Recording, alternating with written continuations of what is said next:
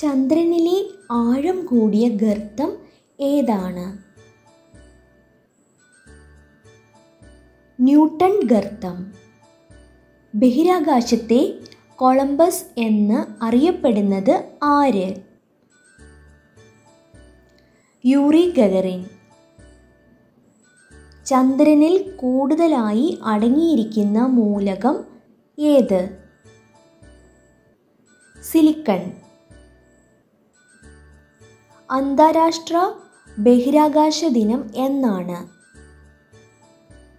April 12. പ്രപഞ്ചം മുഴുവൻ എൻ്റെ ജന്മനാടാണ് എന്ന് പറഞ്ഞത്?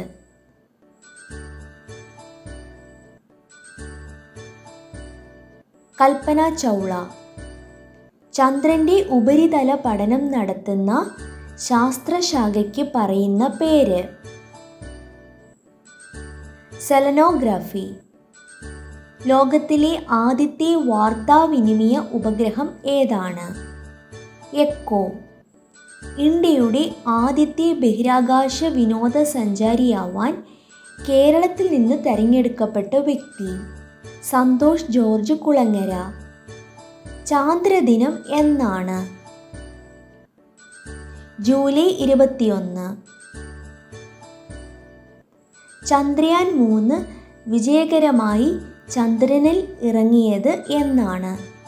2023 ഓഗസ്റ്റ് 23 വൈകുന്നേരം 6:04.